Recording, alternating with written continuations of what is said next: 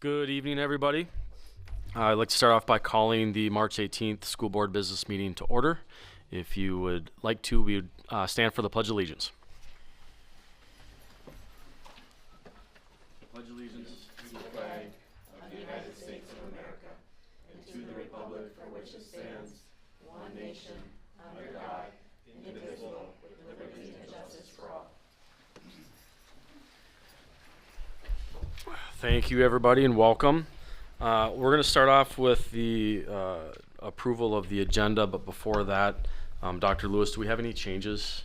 Actually, I have a change. Okay. Sorry. I have a change to the agenda. Mr. Meisner? I propose we remove item D5. Strike it from the agenda. D5? Okay, I have it as DE, but that'll work. Do I have a second to amend the second by Jones? I do not think we need a roll call for this vote. So all those in favor of amending the agenda by striking items D5, please signify by stating aye. Aye. Aye. All those opposed? Motion passes. So with that, I would entertain a motion to accept the amended agenda for tonight's meeting. So moved. Motion made by Meisner. Do I have a second? Second. Second by Keeler. All those in favor, please signify by saying aye. Aye. All those opposed?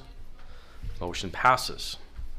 With that, I will turn it over to Dr. Lewis for her superintendent update. Thank you so much, Chair. It's with absolute delight that I get to welcome our students and our staff to give us an update on youth and government. And I'm a former YIG mom and hopefully soon to be YIG mom again at some point. So I am just thrilled to hear from you and so proud of your leadership and action. So this is the most exciting part of the meeting for me. So come on up, team, and you can take seats right here.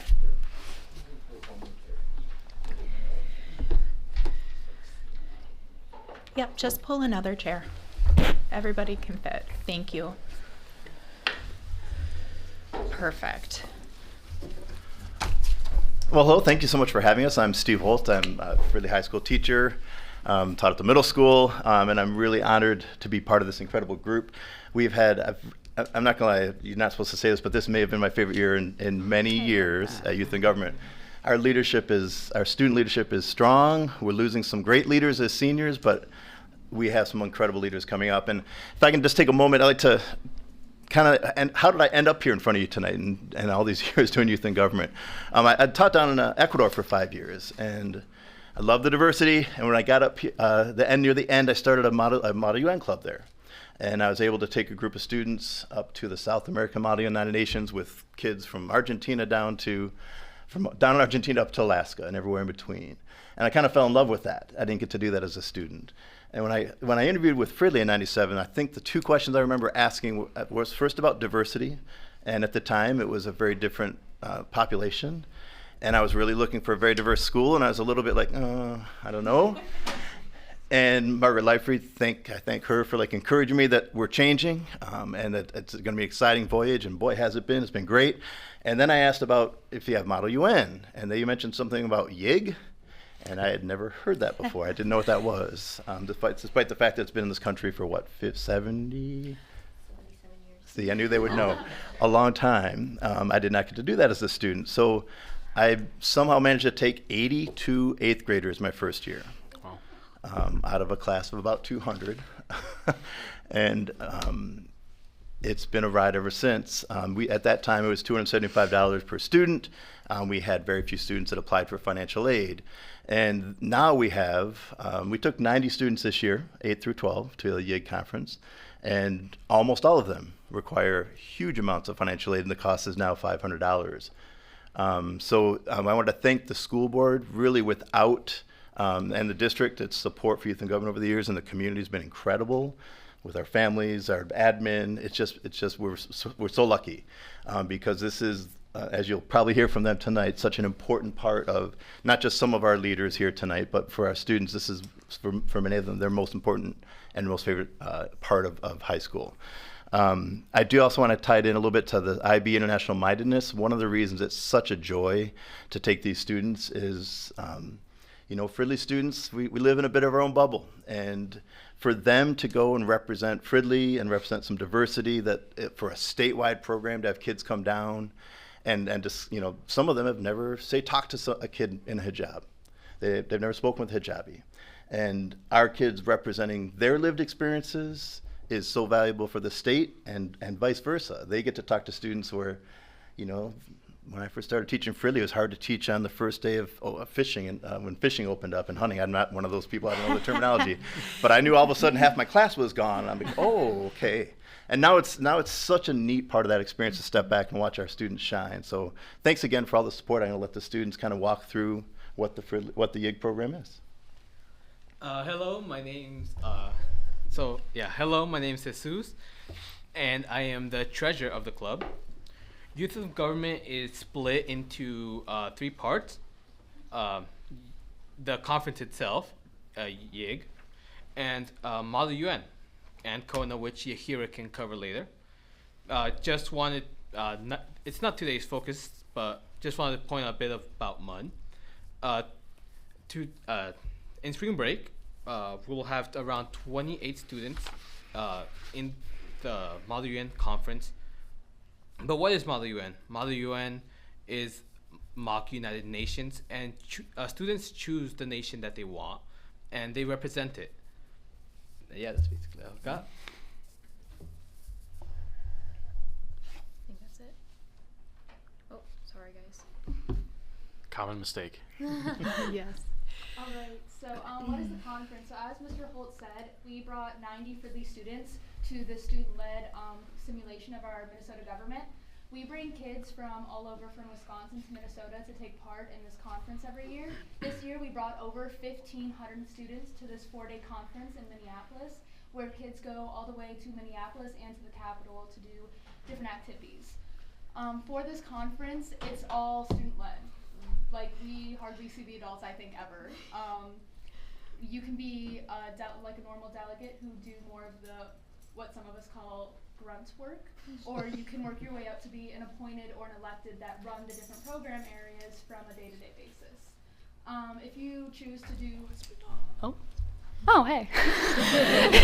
Sorry about that. Promise we won't make you start over. If you want to do like being an elected or being appointed, then this conference becomes more of an all-year thing. You are planning these different training things where you children are training other kids to take part in this conference.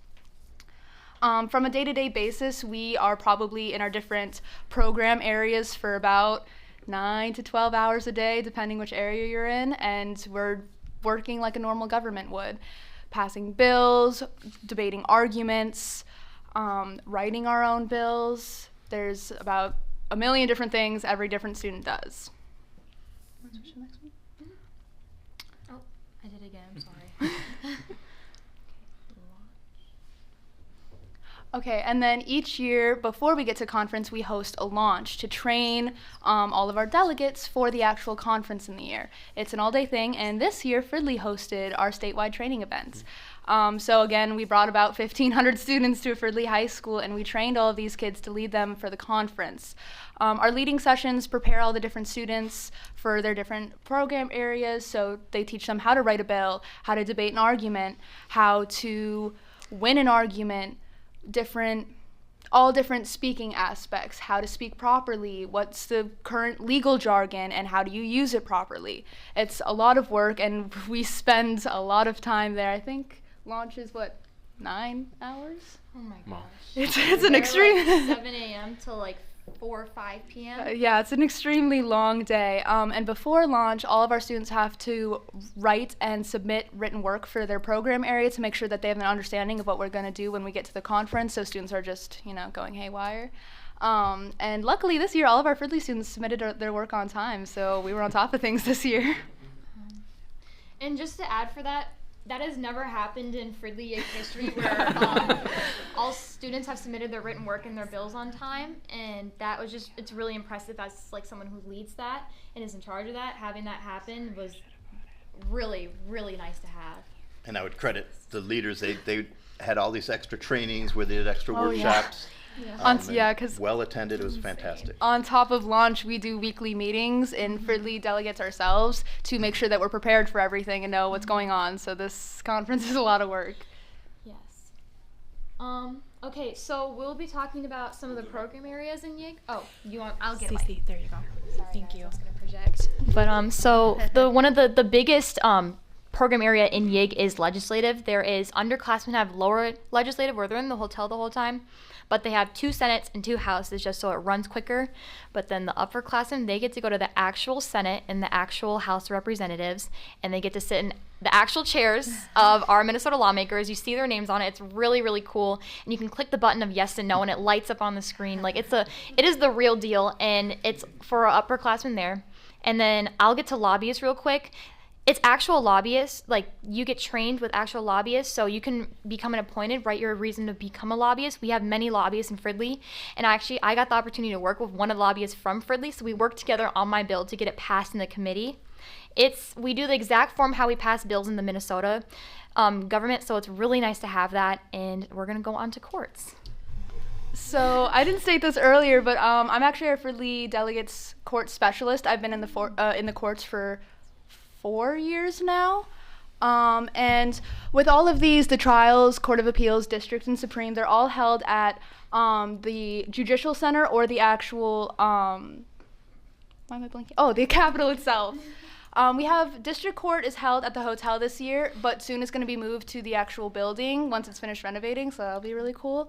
But it's such an amazing experience because these Court of Appeals students and the Supreme Court students actually sit where our actual courts leaders sit, right where they are in their chairs. Like you see the nameplate, we have our own microphones, we're standing at the stands, and sometimes for different launch sessions and whatnot, we'll have actual attorneys and lawyers, or sometimes from college to come in and teach us how to actually argue from somebody who's learning how to do it right now. We'll have mock arguments from actual attorneys and lawyers to teach us. I was a Supreme Court appointed official this year, and we brought some people in, and it was a super amazing experience just to see. And then with me and my group of appointeds and electeds, we then did our own mock trial. And yeah, and then with district and trial, they do a lot of the same things. It's just for the younger students to get them into the courts area and kind of teach them some of the easier parts of the courts.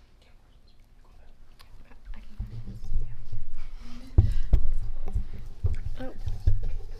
All right. Hello guys, my name is Yahira and I am the chair of Fridley Youth and Government, and I am going to talk about the cabinet, like the executive branch of not Fridley Youth and Government, Minnesota Youth and Government. I have been a part of the executive branch for 3 years now. My first 2 years I served as my first year I served as a commissioner for the governor, and then as the press secretary for the governor, and then this year I got to serve as the youth secretary of state. And the executive branch is exactly like the real world executive branch. There's a youth secretary of state, a youth lieutenant governor, and a youth governor. All of the governors have commissioners. They have press secretaries, a chief of staff, an executive assistant, you name it, they have it. And it's pretty much the same with the secretary of state. I think I had 8 staffers, and then I had 2 deputies, one for the legislation and one for elections. And it works exactly like the real government would work. The commissioners are running back and forth from committees and running back and forth from the House floor or the Senate floor, trying to get bills that the governor wants signed, pushed forward. And the Secretary of State is kind of bossed around by the commissioners to try to get the House or the Senate to push bills forward. The governor, the lieutenant governor, and the secretary of state are known as the 3 highest offices of the entire conference, which is really, really cool because we get to stay in a suite. So I got to stay in a really nice suite with the governor and the lieutenant governor. It was a really cool experience. We would have our nightly elected officer meetings in there. And because we were, quote unquote, like the highest branch, we also got like snacks and that kind of stuff for breakfast. So that was really nice.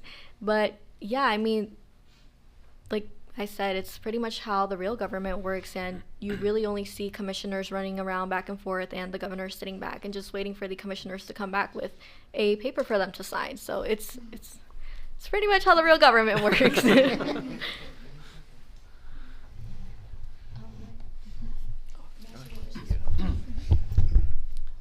Okay, done. Okay. Oh, wait. Oh no, never mind. Okay. I did this. Oh.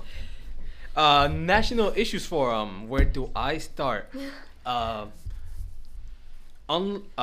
Believe it's similar to legislative, but a little bit more upscale. National Issues Forum, I believe, is the second largest program area. I don't know. Someone fact check that for me. But yeah, what we do in National Issues Forum is that we focus on current problems and basically find a solution to them.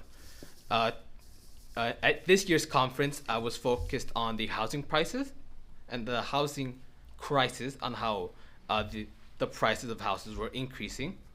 Unfortunately, mine didn't go that far, but there's a lot more Fridley kids that really did well there. And yeah. And then we'll jump to media. So media covers the entire conference all the way from the hotel to the Capitol. There's buses going every 30 minutes, mainly for media kids to jump back and forth to record the entire conference. They write newspapers, like actual physical newspapers that you'll find in different stands around. And then at the end of every night, they do a broadcast where it's the actual everything that happened throughout the day. There's live recordings and videos of everything everyone's done. And then they also go in and they interview the governor, the lieutenant governor, different electeds, stuff like that, and just kind of do a recap of all the days so everyone knows what everyone else was up to.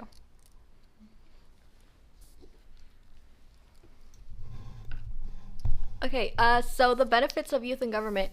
So obviously you got to hear how fun it is for us to go on and, play pretend for a weekend and, just mess around in the Capitol for a weekend, which you'd get yelled at if you were going on just as on a regular tour. But youth in government does so much more than just having us play pretend for a weekend. It teaches us a lot of how we can be better people to the world, how we can be better citizens, and most importantly, it gives us confidence to be here sitting in front of you guys today and tell you guys our how it went for us, what it has done for us. I mean, youth in government has connected me to many other programs outside of youth in government. It's run through the Y. It has brought me to things like Model United Nations and the Conference on National Affairs, which you saw on a previous slide. I was actually also picked to go off to Washington, D.C. and advocate with the YMCA, I think it was 2 weeks ago, and it was all because of youth in government. This is where I learned where and how to be the person that I am today. I always knew that I had passion for the government and how our politics work, but I never knew where to start. I never knew how to speak up for myself. I did not know where I could develop these skills, and youth in government was the place for me. Youth in government has been life-changing, not just to me, but to every single one of these students that is sitting here with us. And I would say every single student that has been to youth in government has come back with a positive story. They have either come back with knowing how to speak up, with learning on other issues around the state that they didn't even think were issues around the state. It is a place where you learn so much knowledge and you just learn to be a better person for our world. All right, and Fridley youth and Fridley kids are actually a pretty big deal in the leadership world for the YMCA. So Amira actually ran to be the National Issues Forum presiding officer, and she won by one vote. It was a very, very scary election, but she won. She did it, and she is not able to be here with us today, but it was something that she was truly passionate about. She is still truly passionate about, and she was so excited when she won, and it is something that she has been wanting to do for a while so that she can give back to this program area that she loves so much. And then the second name on there is me. I'm Yahira. I have been able to be one of the Conference on National Affairs students, so it's also known as CONA. Every year, the YMCA picks 25 students from the state to go off to the national conference. It's basically youth in government, but on a national level. And I have been picked for 2 years in a row now, which has been truly life-changing. It has brought me to hear some more extreme issues that are going on in the world, as it is like we talk about worldwide issues there. And I was also actually a committee chair for that conference, which is also a pretty big deal, because I think it's about 600 students and only about 20 are committee chairs. And yeah, I can't even explain to you guys how magical that was for me as a student that has always been like really passionate about politics and government. And the second thing on there is Secretary of State. So this year I got to serve as the Youth Secretary of State, which I was voted in at last conference. And then this conference I was able to serve in that position. But leading up to that conference, I had to work closely with the Center for Youth Voice and with the governor, the lieutenant governor, and with all of the other elected officers to make this conference run as smoothly as possible, as the Secretary of State is the one in charge to move bills from committee to chambers. And if we lose a bill, then it's over for all the other chambers, which is something that can be challenging sometimes when you only have about 10 people working on that, and you have over 1,000 kids that have bills. But we were able to do a pretty good job at that. As far as I know, my staff did not lose any bills, which they could have hid from me. They could have hid that information from me, but even if they did, I'm just gonna act like I didn't hear that. And we also run elections, which I actually got to see every single one of these students win or lose their elections, and was also, I also went to one of our, like, every night we have like delegation meetings, and I ended up at our delegation meeting, and I was like, oh my God, because I knew how the results were going, and I knew who had won, and I knew who didn't, and I just wanted to hug students and be like I'm so happy for you, or I'm like so upset for you, but I couldn't. So here I was in the corner just like, oh my God, like, it was a super great experience as well. And the second thing on there, the third thing, I'm sorry. There's just a lot of things underneath my name. But State Steering Committee. State Steering Committee. So as chair of Fridley Youth in Government, I have to go to these meetings, which I adore going to. I think there's like one meeting every 2 months, which is every single delegation has to send a representative to this meeting, and essentially it's just a student run meeting on how we can improve the conference. So I get to meet with all of these other amazing leaders on how we can continue improving youth in government. And within the State Steering Committee, I am also the chair of the Election Rules Committee, where I get to write the election rules, and I get to say, hey, this is what we're gonna do and this is what we're not going to allow to happen. And this year it was actually a pretty interesting State Steering Committee, because I passed a pretty controversial election rules.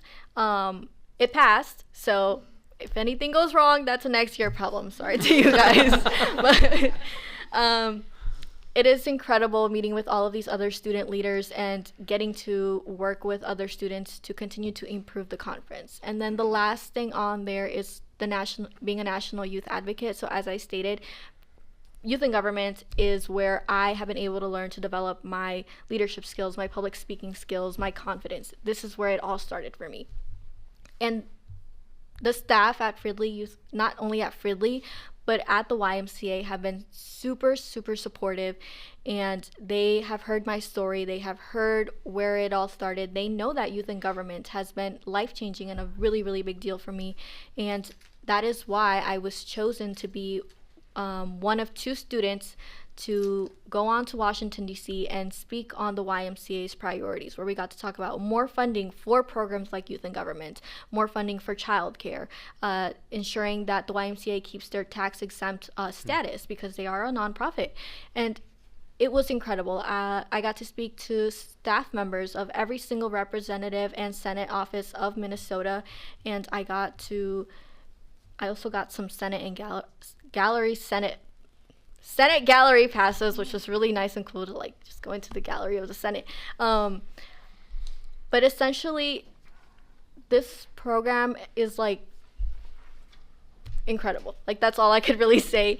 And then Sophia Good is on there, who will be serving as next year's chair of Fridley Youth in Government. She was not able to be here with us today, but she actually served as the president of Spears Senate, and I know that she completely fell in love with that. She decided to actually run to be Youth Secretary of State this year. Unfortunately, she lost by 1.5%, I think it was, which again was super heartbreaking for me as a Fridley student to see another Fridley student lose such a competitive race.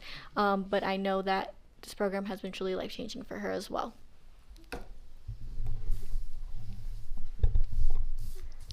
Forgive me for not introducing myself. I'm Cecilia Fellner. I'm the vice of Fridley. Just a little thing about Sophia. I've known her forever. In her first YIG conference, she didn't know how to talk to anyone. She would try to hang out with me as much as possible. She was in 8th grade, and I was a sophomore in NIF, so we didn't see each other as much. But this year, she spent months advocating her media and campaigning and getting to know a bunch of people around the state. And if that doesn't tell you from one example of how youth and government can benefit for these students, well, there will be more in store. But this is just one, I know she's not here, but she is seriously, came out of her shell with the youth and government, and with Fridley, this would not be able to happen. So thank you. We will get into some other highlights. So Sophia, good, she did run for Secretary of State, but then lost by the 1.7%, unfortunately. My dear friend Ari, she ran for the Supreme Court Justice, the highest honor in the Supreme Court, and also lost by 1 vote. And then Malik Ba, he's in lower ledge because he's a sophomore now, but he campaigned to run for an upperclassman legislative, not knowing anyone, never even stepped foot in that Capitol for the 4 days. And him and I, we were down in the hotel by 7 a.m., ready to go, ready to advocate. He came there and he owned the youth and government. He knew people and he did great. Unfortunately, he lost by 2 votes too. So it's very competitive in there, but those are just some students. We have so many other students that ran for positions, they filled out their appointed official ballots, so many other leadership opportunities that for the youth and government gets to have, and it's truly, truly remarkable. And then we have some other highlights. So Becky Zhang, she was voted most outstanding delegate in her program. There is, how many 8th graders do you think there is? 200? Out to 200, she was one of the top 5 that got voted this. And then Eleanor, she was selected to give a speech, the closing speech to 2,000 people in the closing ceremony. Now, personally, Eleanor, she reached out to me and she was like, because we had closing speeches, Yahira and I, for our delegation. And she was like, your speech was so amazing. I don't know how I'm going to beat that for the closing speech. And I was like, don't worry, Eleanor, you're going to do amazing. And when I tell you, I was standing there like a Facebook mom recording Eleanor. So proud. I was me and Mr. Cutler, our 8th grade advisor, were the only people standing. I was like, do you think it's weird? And I was like, I don't even care. She's just so cool. And that was really, really special. And then within our 90 delegates that went to the Fridley Youth and Government, the Youth and Government Conference, 13 of them were appointed. Getting appointed is hard, and that is truly an honor to have so many leadership roles amongst Fridley. And then to close it, I have a couple words. Okay. As we wrap up our Youth and Government Showcase, I want to talk about the impact of youth and government, how Fridley Youth and Government truly impacts the Fridley students amongst our community with a lasting influence that brings youth and government students learning about advocacy, learning about other students among the state, and overall learning about democracy within our state and our nation. Now, my youth and government journey, and I think all of us 3, us 4, it has not been the smoothest. It is difficult. Spending 14 hours walking around the Capitol with the craziest debates I've ever heard. Busting to the Capitol from St. Paul to Minneapolis. It's in the snow, by the way. It's absolutely insane. Working with 1,500 students for 4 days, learning about everyone in your group is truly remarkable. And I can say with full confidence that youth and government taught me how to delegate students in our Fridley community to fully ensure that students can use their voice and learn how to use their voice to advocate for issues in their community and advocate for themselves, which is a lifelong skill that makes you have a lasting impact as a person. Within this, in addition to leading the Fridley delegation, I got the opportunity to learn more about our Fridley students. As a PSEO student, I don't really get to see our Fridley students, but with this program, I get to learn about Fridley students, learn about what they're passionate for, learning about their issues, and learning about how they can rise as a leader. And as a senior leaving, this is one of the most remarkable things I get to have and get to learn. And it truly reminds me how bright Fridley students are in our small community. We're actually the 4th largest delegation in the youth and government community. Like the top 3 are Shakopee, Wayzata, oh my gosh, Mounds View, I'm so sorry. And so having those like 2,000 student schools and we're 4th, it's truly truly remarkable. Number 1 per capita. Yeah, number 1, thank you. Good spin. Number 1 per capita. With this Fridley students being benefited from the youth and government program, it lets me have insurance that our Fridley students can benefit our home, school, and community with a lifelong lasting impact. Now, my biggest takeaway from the youth and government program is the influence I brought upon the other delegates, helping delegates make sure they become their leaders, become their advocacy, and to remind themselves that your voice matters. Within this, I truly want to thank the Fridley Steering Committee, all of our members, Yahira, Ari, Jesus, Malik, Amira. Our team, we worked tirelessly, like August, even before when school, like the year before, we worked, we met, we had meetings where kids can come in the week before YIG being like, Cece, I don't know what I'm supposed to do. And I'm like, well, that's okay. And I know we previously said this, but having 100% of our bills turned in, last year was about 50%. So having this, and students can come in being like, I don't even know, what should I write my bill about? I'm like, well, what is one thing you want to change in our state? And how would you do it? And learning what students want to learn about and what they want to change is one of the biggest factors that YIG can bring to all students in our state. Now, it really wouldn't be possible without our advisors. Mr. Cuthbert, Mr. Trinan, Ms. Schutte, Mr. Anderson, and Holt. I owe all of for the youth and government's recognition and legacy to the administration team of Fridley. During my own experience these 4 years, I truly own all of it to Mr. Holt. So I'd like to thank Mr. Holt for always listening to me, encouraging me, and believing in me in these past 4 years. I truly would not be here today without the guidance and support of Mr. Holt, no matter what. Even with applying to colleges, he still gives me the encouragement to do whatever I can do. And it truly, Mr. Holt has dedicated his passion and his love for Fridley YIG. He works tirelessly. Cece, I'm going to jump in and you're going to see why in a second. Okay, that's fine. So we were semi-lied to you, but semi-told the truth. Oh. So our next slide. Oh. So I was able to meet with Cece. She sought me out and said all of your accolades. And we met for probably over a half an hour, and she still wasn't done telling me about all of your accolades. So Cece, with all the love in the world, I cut you off just to resume, but I wanted you to see, Mr. Holt, the value that you bring. This is a student recommendation. We all agree.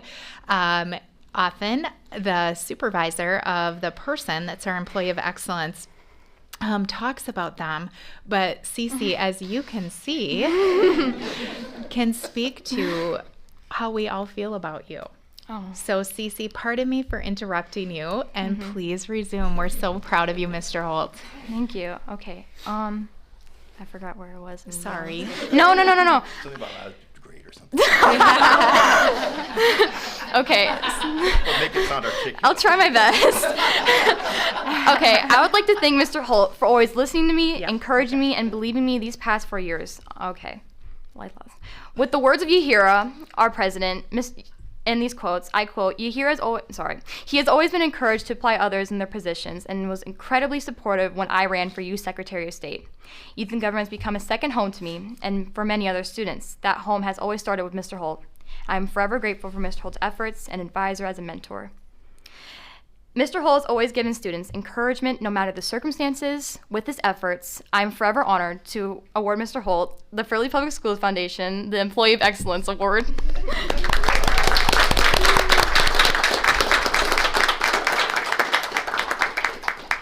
Cece's mom, do you want to come up and take a pic from the front? Yeah. You can come right up here. It's just fine. You're going to be on TV, though. Well, I want you to get a good shot. Or should I? Are we standing? Are we sitting? Yeah, do you want to stand with me? Oh.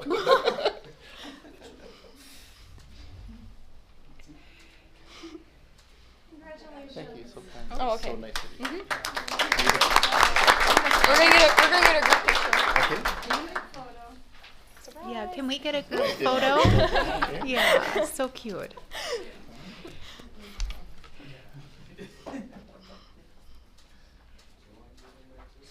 So cute. So that's all we have for our presentation. We're open for any questions if you guys would like some. That was a short version, so. Yeah. So I'm gonna defer to Miss Stark. So she's like our political government guru. Like if you guys want to get involved in politics, grab her. Okay. Like she will put you in the right direction. So with that, Ivana. So I was pulling up some photos because so first of all, I have to say that thank you, Mr. Holt. Every time I've reached out with a crazy idea and said, hey, if you want to send some kids to me, send them to me. And so a group came to our annual event called Brunch for Better, where they met Mayor Fry and a bunch of legislators. So I pulled up the pictures. So if anybody wants to see pictures, Representative Hornstein, Representative Jordan, Senator McEwen, and everybody was so excited to meet the students. As soon as I saw a lawmaker come in, I was like, you have to go to that table over there. And so I just was so impressed that so many students got up on a Sunday morning, no less, to come and experience this event with all these legislators. I was so my full-time job, I am the state director of a nonprofit, but during the legislative session, I'm the principal lobbyist, and I used to be Senate staff. So we're in the legislative session right now, and as I'm at the legislature, I'm sitting in the Rathskeller, which is the little cafe under the Capitol, eating, and all of a sudden I'm like, those are Fridley kids. I know them. I know them. And I just was so impressed by the way that they were holding themselves and so respectful and so excited. And they, I chatted with them for a brief minute, but they're like, I gotta go. I got stuff to do. Like, they were on a schedule. And so the offer is always open if you want to spend a day at the legislature, if you want to testify on a bill, if you want to go into legislative meetings, if you want to learn about that process, you can come hang out anytime. There's a lot going on right now. And it's good that you already kind of know how the sausage gets made, because it can be kind of messy. So it's really exciting to hear about young people getting excited, because right now is a really hard time to be excited about politics. So I'm just more curious about what you want to do next. Where do you want to go to school? What do you want to study? Who do you want to be? Like, what do you want to do? How does this prepare you for the next step? Yeah, you can talk. That's for the students. I mean, I'm 41 and I still don't know what I want to do when I grow up. So as I mentioned, I have actually always been interested in like politics and how like our government works and all that. So what I actually plan on taking on from youth in government is, well, one, I was able to create so many connections within UM government, which gave me really good recommendation letters for college. And right now I am debating between a couple colleges of where I want to go to, but I will be majoring in political science, and my plan is to hopefully work for a senator or a representative while I'm in college and gain some experience in that field, hopefully become a legislative assistant.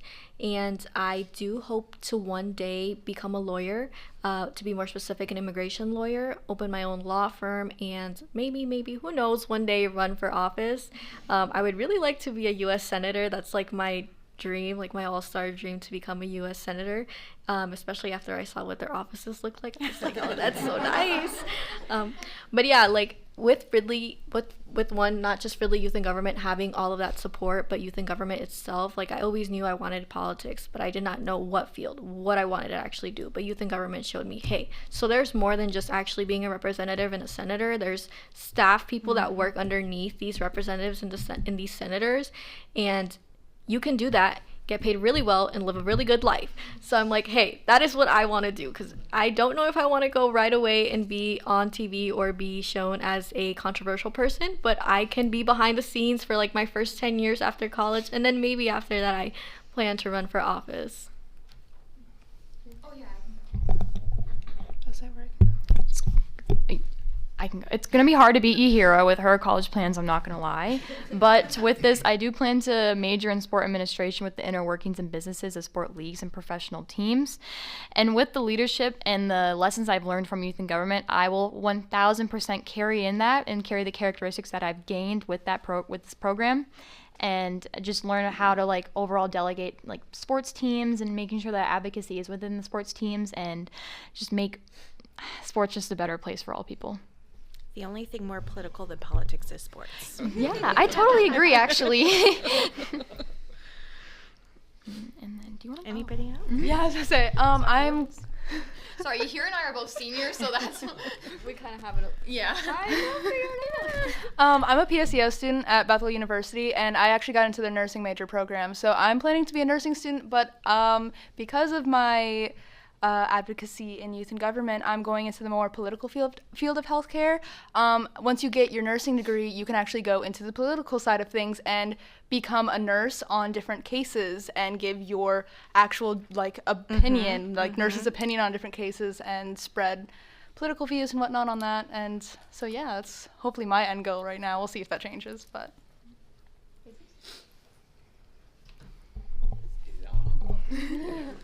I don't know. Well, I'm still a sophomore, so I got time. But with what I know right now, and I'm probably majoring, if I were to major something, I'd probably go around political science because it's what I know most, and it's what I've been doing basically ever since 8th grade. Recently, me and my family were able to be at the Capitol last Thursday to talk about a specific bill, or House file, how they describe it over there. And yeah, I think it's a very promising future if I do go for it. And apart from that, wherever the wind takes me. That all sounds wonderful. And I have very specific advice for you related to that. So will you connect? Wonderful. Great. Thanks, Ivana. Anybody else? Oh, and I have a boatload of photos if anybody wants to see them of them being fabulous and meeting all sorts of people. Director Stark, if you can send those to Ms. Andler, we'll put them in the soup update. Awesome. Thank you. Yes, Chair. Just, there's so many things that I could say from the inspiring comments and efforts and accomplishments that you have. But I will just sum it up in one comment. You give me hope for the next generation. Well said. Good job. And the future is certainly bright with the 4 of you in it. So congratulations. Thank you. Thank you. Thank you so much.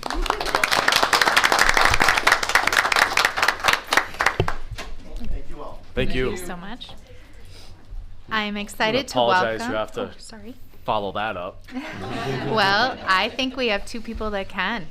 So we have 2 fabulous seniors of ours. So I am absolutely thrilled to invite up our AAA recipients, Maya Karsten and Aiden Andler. So we are so excited to welcome you. Coach Reese, can you help with the mic there? Just that it's on. Okay, you're good, Maya. Yep. So these two, they're a little more on the shy end, and I like Cece there. So I told them I'd do a quick introduction for them. So we have Aiden Adler here and Maya Karsten, who are been Fridley students through and through since 3rd grade. It was actually in the same 3rd grade class at Hayes. So that's pretty cool. They truly exemplifies what we look for in a student athlete in activities here. Like they're both a part of all the musicals and plays. In addition to doing that, they're in multiple sports. It's been many years where, Aiden, he ran track for us and did tennis in the same season. Maya played soccer and kicked for us on the football team in the same season, and they did all of this while still maintaining over a 4.0 GPA. So to receive this award is truly what we look for in Fridley activities, and I'm gonna pass it on to Maya, who's gonna start. I'll start. Yeah. So for the winter season in activities, we had up first concert band. The concert band performed at Anoka High School. They had the opportunity to work with Dr. Heidi Miller, director of bands at Gustavus. We were specifically praised for playing with a lot of heart and an impressively big sound considering our relatively small size, and we received an excellent rating for our performance. And up next, we had HOSA. Fridley completed at the HOSA conference and represented Fridley High School very well, beating teams from Wayzata and Lakeville North. They won the 1st and 2nd rounds of medical knowledge competition. And then we just had YIG, so I think I'll skip that one for now. Up next then, speech, where we had 3 all-conference winners, Nathan Gonzalez in poetry, Amina Nagash in informative, and Mimi Fowler in storytelling.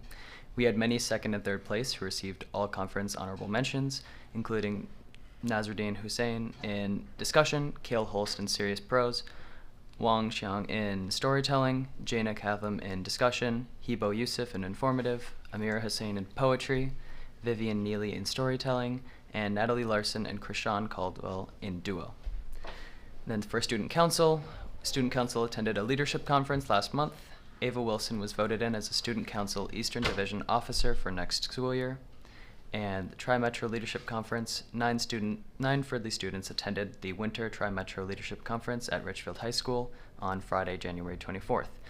They participated in 3 different team building exercises with leaders from each of the Tri-Metro schools. This helped all of the leaders learn how to collaborate, communicate, and complete an objective with people from other schools.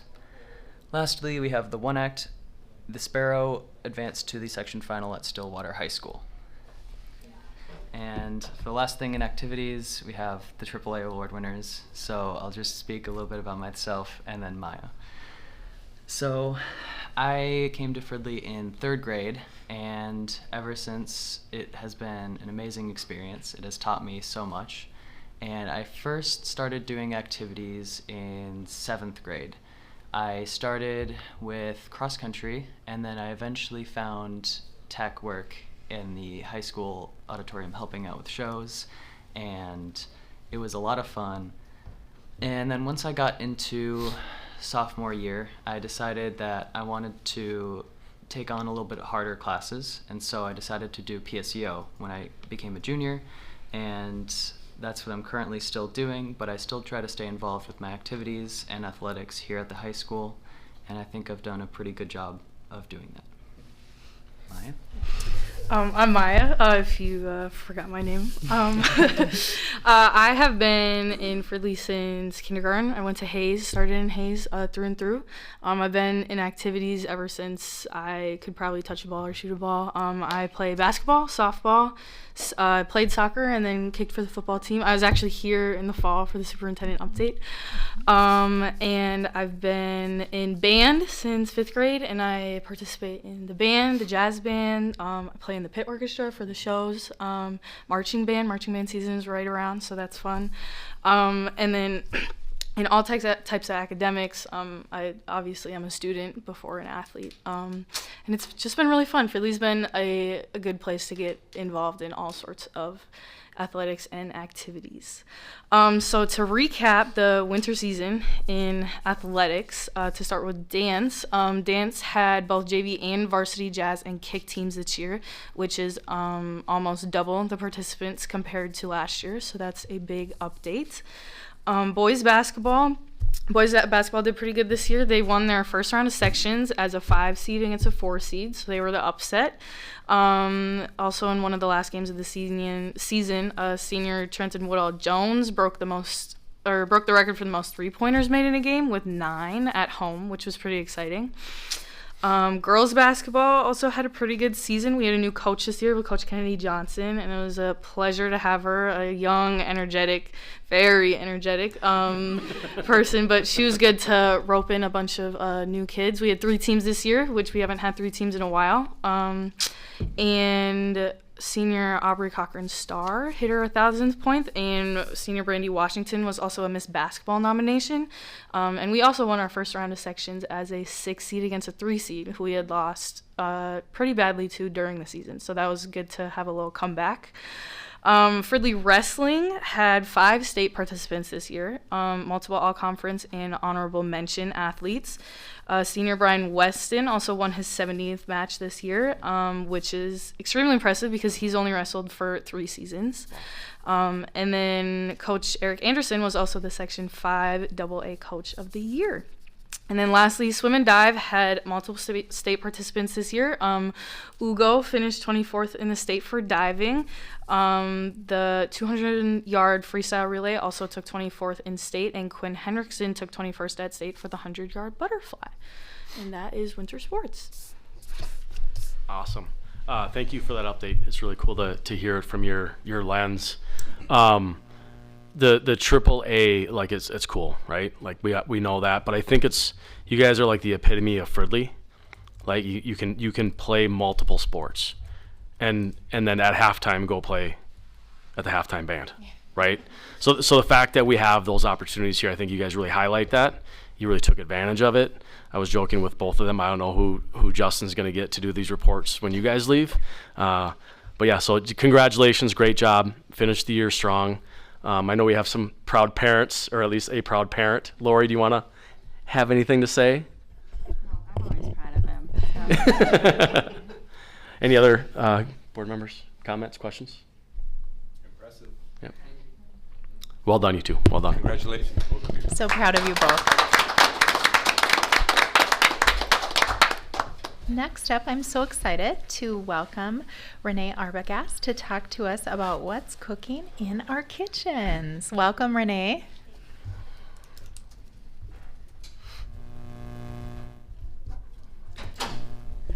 Think that's, oh, there it is.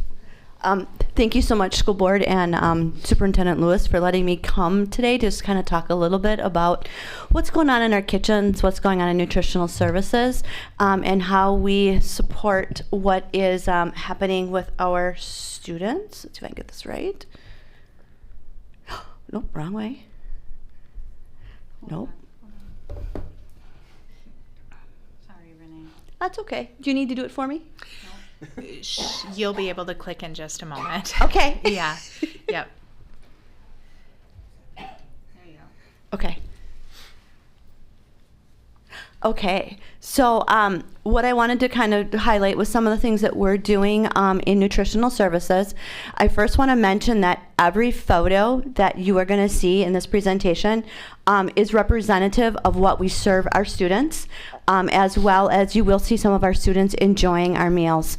I find it's very important that you guys and the community get to see what we serve, because school lunch has changed. And it's changed a lot, and it continues to evolve and change.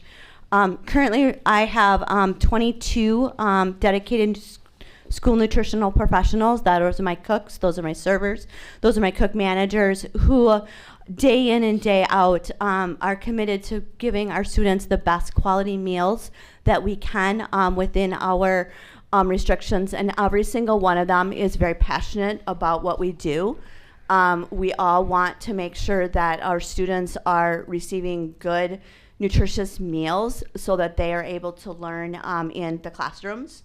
Also, too, I want to make sure that we are really looking at how we purchase our meals. And I'll talk a little bit about this later. We are really embracing purchasing a lot of locally grown items. I realize that some of the things have been changing, but we continue to purchase a lot of our cheeses, our fruits, our vegetables, all of that from Minnesota, Wisconsin, and the Midwest. We continue to prepare new and different items for our students. But while we're doing that, we're also making sure that we include student voice, we include taste testing, we include them in the conversations, so that what we are serving our students is what they are most excited about, which is very difficult because we have a wide variety of students here. And one of the things that all of my team look at is we really look at our cafeterias and our kitchens as an extension of the classroom. So we really try to embrace those IB values in what we are doing on a daily basis. Just a little bit about our menus. Actually, the picture to the left with the penne rosa today is actually we serve for lunch. And this was a new recipe for our elementary students this year.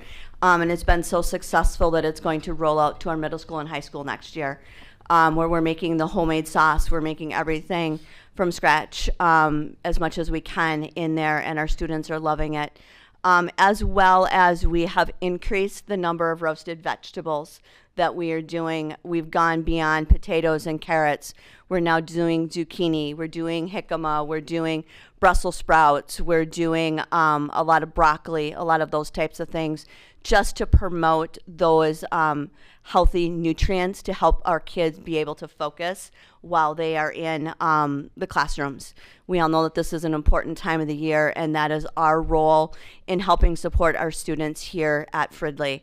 As well as when we are serving our items, we're really focused on decreasing the amount of sodium, decreasing the amount of sugar, and really looking at those whole food items, which is really challenging because we still have a large percentage of students who are only familiar with chicken nuggets, hamburgers, and things that aren't prepared at home. So trying to find that fine balancing act has been a challenge for us.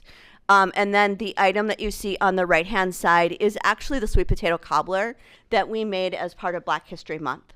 And we do continue to try to embrace our students' culture. This year we did celebrate 3 different cultural months. We did the Hispanic Heritage Month, where we served tamales and we served pupusas with El Salvadorian coleslaw. When we got some input from our students on how to make the coleslaw. We also did Native American Month, where we did a wild rice medley, we did wajapi, and we did Three Sisters salad, as well as we did Black History Month, where we did baked okra, we did hush puppies, and we did our sweet potato cobbler. And I would say the sweet potato cobbler was a elementary school favorite. We had a lot of kids come back and ask for additional servings, which was very exciting for us. Just a couple of things about what we are focusing on within my department is really encouraging kids to try new foods. It is really challenging at times to encourage them to be risk takers, but we really provide a lot of positive reinforcement, a positive encouragement to make sure that they are trying items, even if it's just giving them a little taste when they're coming through and getting the alternate item. And we really do embrace what we're doing to help them try new items, which is why you see a lot of whole fruits and vegetables on our salad bars. We continue to focus on our team development. We're really focusing on our culinary skills. We're focusing on how to use our equipment. A lot of our staff are not as familiar with our combi ovens and our skillets, so really helping them feel comfortable so we can then take our menus to that next step in making more and most of our items from scratch, so we can control the seasonings, we can control the sodium, and we can control the amount of sugar that we're adding to it. And finally, really focusing on those whole foods. We do purchase a lot of whole apples, whole produce. If you go to the middle and high school at lunchtime, there is about 5 to 6 different fresh vegetables. There's 2 to 3 different servings of fruits on the salad bar. Elementary school has at least 3 servings or 3 different types of vegetables that they can choose from to allow them to be able to pick what they want, as well as 2 to 3 different types of fruit, plus our hot items. So we are really trying hard to encourage them to try new items, try different things that we have going on in our kitchens. As I mentioned too, for procurement, this year I had over 50 different locally grown produced items that we purchased. Previous years I've been about 25 to 30, so we've really been focusing on that to make sure that we are providing those nutritious meals. And what you'll see too is we may take some items that are partially cooked and then we will modify them. A good example of that is the middle one with our pickle pizza. Super popular at the high school when we have homemade pizza day. They frequently go and get that, as well as our Alfredo pizza and our taco pizzas. Sambusas are still the favorite of our students. Continue to serve them, and those are made right here in Minnesota. They're made in Minneapolis, and they were recently just featured on Care 11 for their work. So we do continue to embrace those types of things as well. And when we are purchasing, we're purchasing from Goodacre, we're purchasing from Bix. We are purchasing wherever we can to make sure that we are getting the freshest items. Just a little bit about who's eating. Actually, we have about 65% of our K through 8 that eat breakfast with us every single day. And then we have about 50% of our 9th through 12th graders. I just want to mention that our lunch participation continues to rise. We have about 85% of our K through 8 students eat lunch with us every day. Stevenson's actually closer to 90%.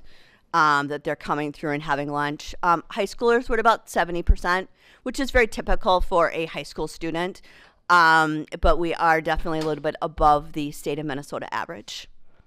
So, thank you for your time. Any questions? It looks all Renee, I always appreciate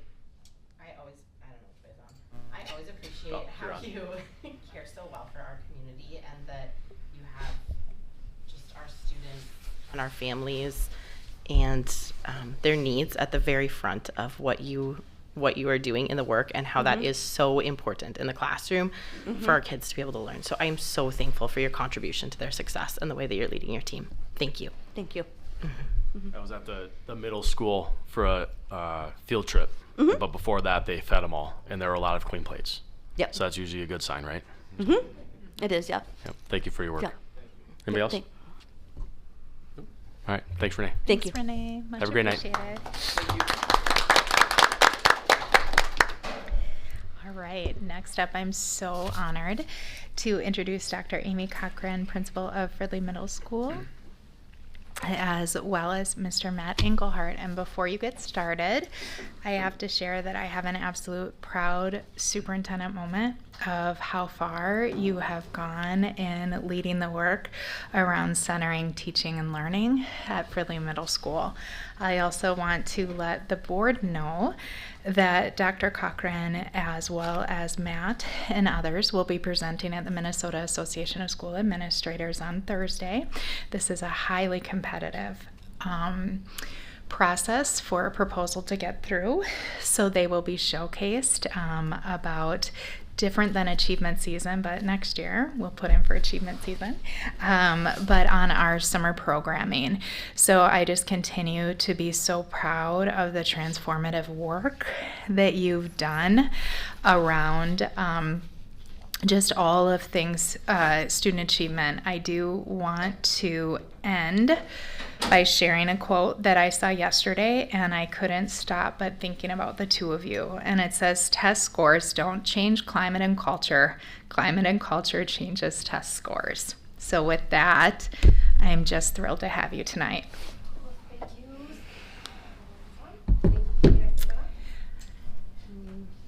Thank you so You're much. good to go. Okay. Thank you so much for having us tonight. We are really excited to share what we've been doing at the middle school, and I think some of you have students there and know kind of what we're up to, and also just really excited to share our big focus on math and literacy and just a really big push on academics this year. It's been really fantastic. So our... Oh, 1 second. Okay.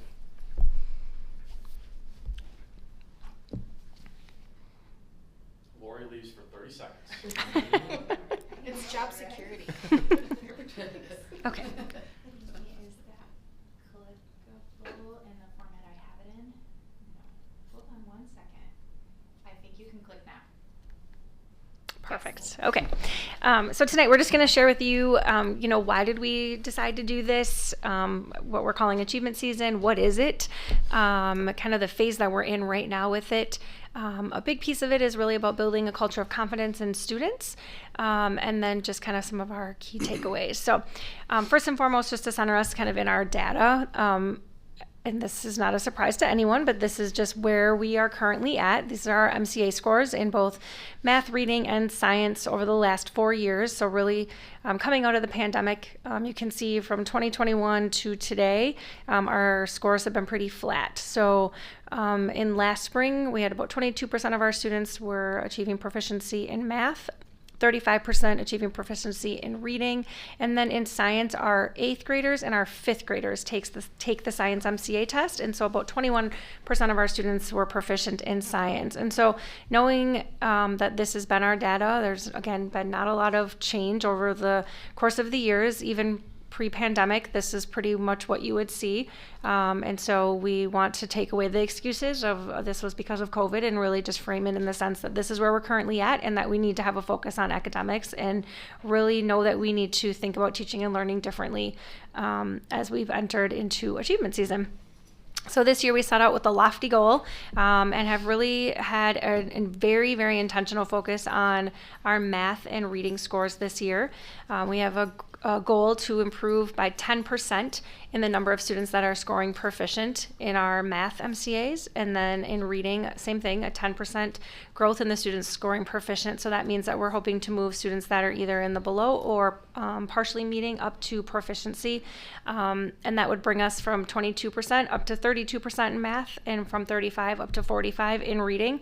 So as you can tell, we still have a lot of work to do, but we also know that that's going to take kind of baby steps year by year. And so our 10% growth feels really lofty, but we're really hopeful with our really intentional focus that we're going to get there this year.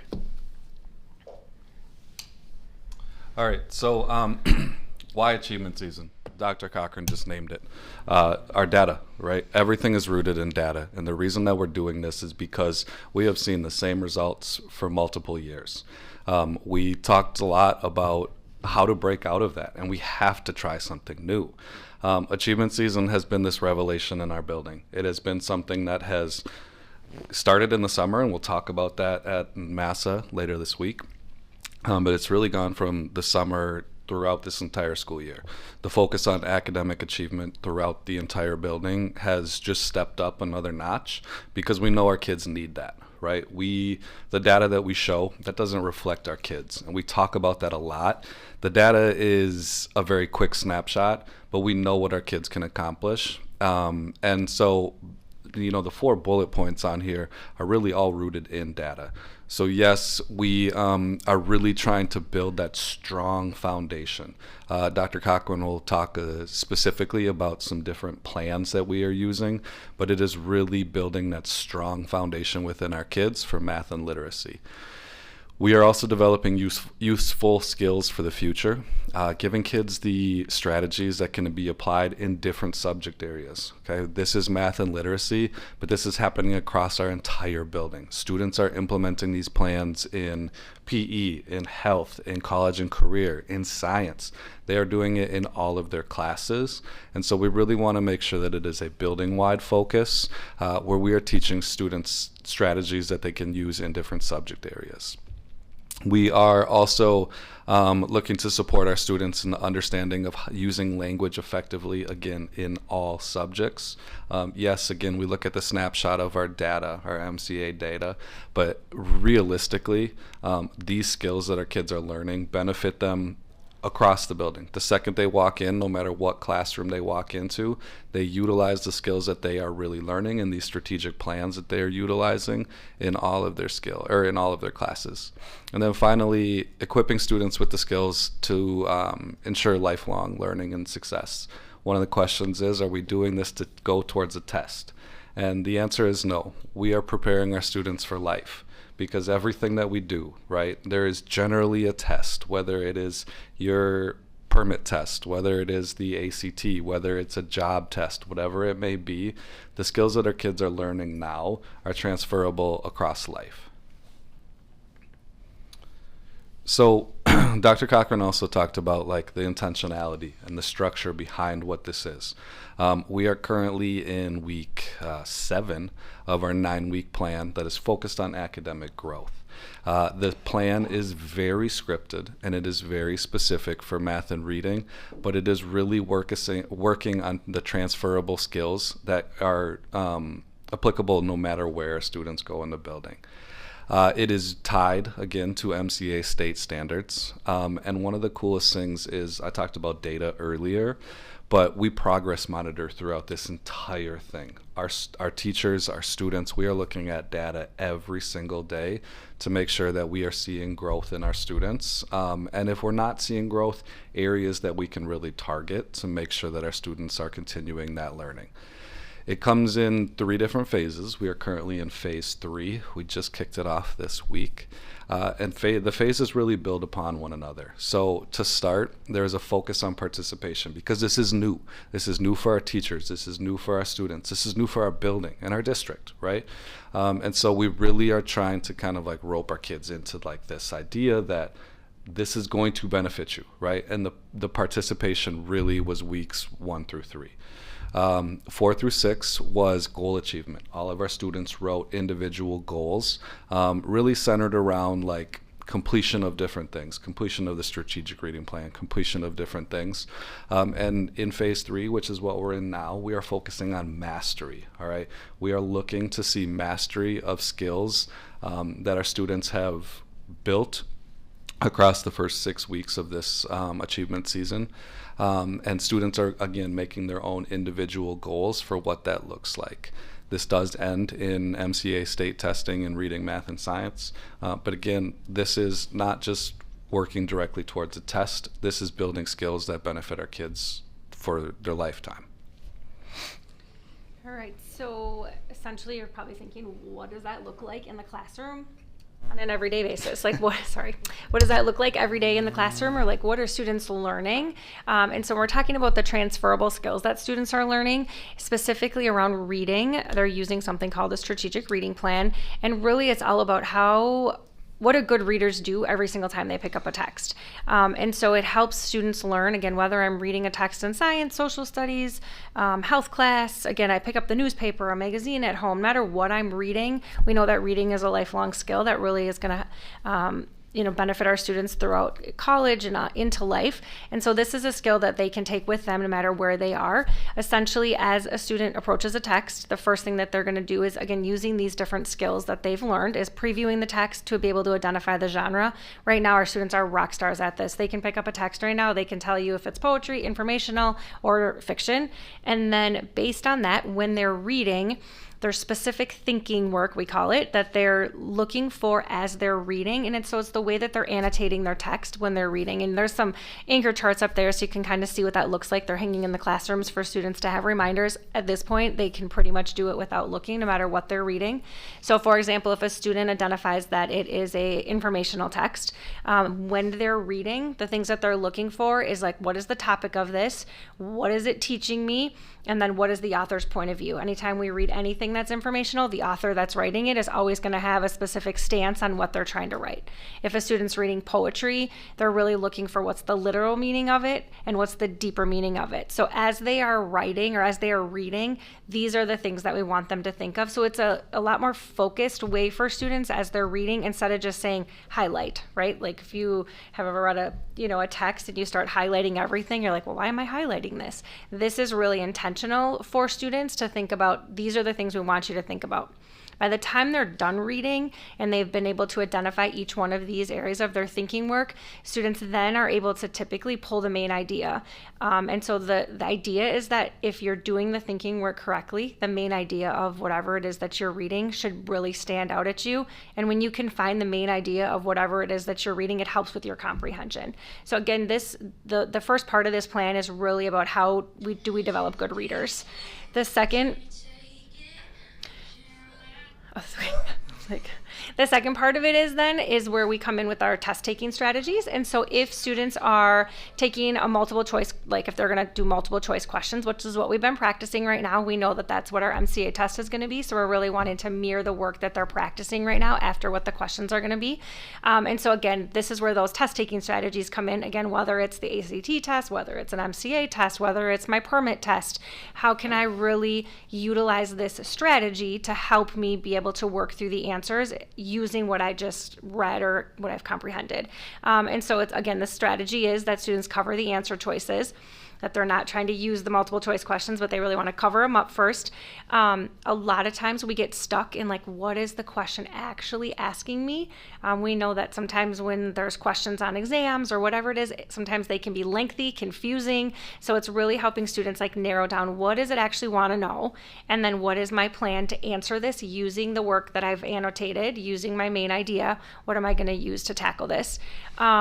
They have a fun little saying, then they kind of go through to find evidence in the text to help them answer the question, and then going through and thinking about, we're calling it slash the trash right now, so we get rid of all the answers that don't make sense, there's no evidence in the text to match them, and then you're narrowing it down to be able to find the evidence of what you've done. So students are able to do this again right now. We've been doing this again across our building in every single subject area for the last 5 weeks. And so they're pretty experts at it right now. Students are, I would say their comprehension skills have just significantly gone up because of this strategy.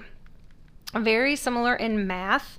A lot of what we are talking about in math is just about work habits. Again, so yes, we are still working on math, but it's also about the habits that students form when they're working on any math problem. And again, this is the transferable skill that is going to be able to be no matter what math class you're in, doesn't matter what level math you're in.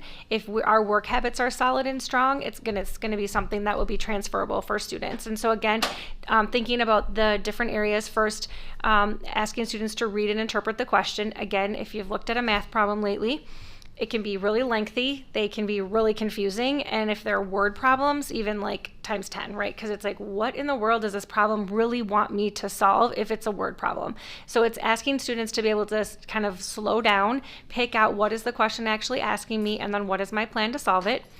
Again, if it's multiple choice, which sometimes in math it is, sometimes in math it's not. We know that on our MCA test or any kind of standardized test, it typically will be multiple choice. So again, similar strategy of covering the answers, because we don't want students to think, again, let me use these multiple choice answers to help me solve it. We want students to be working through the problem and then see if their answers on the multiple choice. Also, it's just really about organizing their workspace, or really thinking about how they are solving the problem. Are they labeling their work as they go?